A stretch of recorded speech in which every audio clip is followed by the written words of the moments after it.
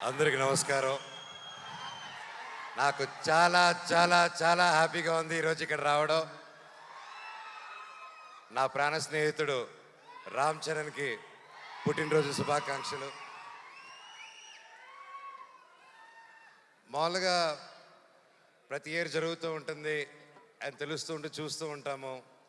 ఎంత గొప్పగా ఉంటుందో అండ్ కన్నుల పండగగా ఉంటుంది మీరు చేసే ప్రతి ఈవెంట్స్. అండ్ రామ్ చరణ్ గురించి చెప్పాలంటే ఐ గాట్ ఇట్.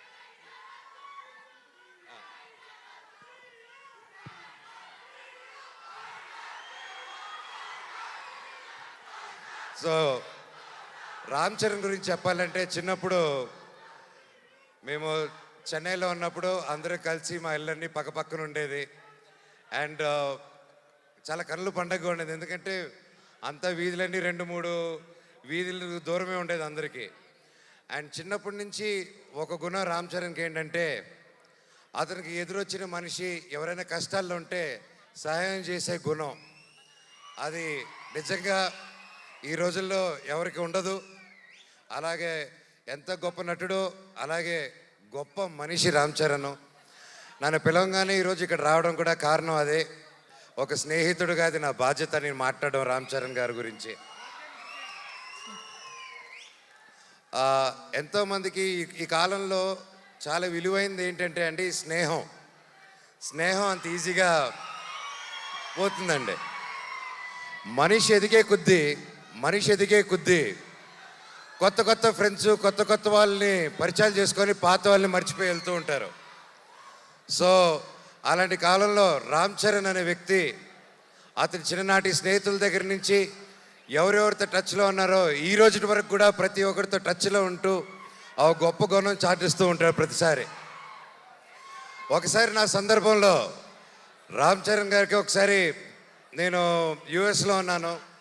దుబాయ్లో వచ్చేసి ఒక ఫ్యామిలీకి కష్టం వచ్చింది. ఒక చిన్న ఆడపిల్ల, మన తెలుగు ఆడపిల్ల దుబాయ్లో కష్టపడుతూ ఉంటే వాళ్ళు ఇమిగ్రేషన్ ప్రాబ్లం వచ్చి సిగ్నేచర్లు పెట్టి చేసుకొని పాస్పోర్ట్లు తీసుకొని కుటుంబాన్ని అంతా లాక్ చేశారు. నేను 2018 నేను యుఎస్లో ఉన్నప్పుడు ఫోన్లు వచ్చాయి, నేను చేస్తున్నాను. అండ్ నాకు బాగా టైట్ ఇబ్బందుల్లో ఉన్నాను. ఆ ఫ్యామిలీకి డబ్బు అవసరం వచ్చింది. నాకు అర్ధరాత్రి పూట ఎవరికి చేయాలో తెలియక టక్కని రామ్ చరణ్కి ఫోన్ చేశాను. చేసి మిత్రమా, దుబాయ్లో ఒక ఆడపిల్ల వాళ్ళు ఇరుక్కొని ఉన్నారు, అర్జెంటుగా 5 లక్షలు కావాలి. నా వంతు నేను చేశాను, 5 లక్షలు తక్కువైందిరా, ఎలా చేయాలి మిత్రమా అంటే అకౌంట్ నెంబర్ పెట్టు బాబాయ్ అని ఒక్క క్షణంలో పంపించాడు. నిజంగా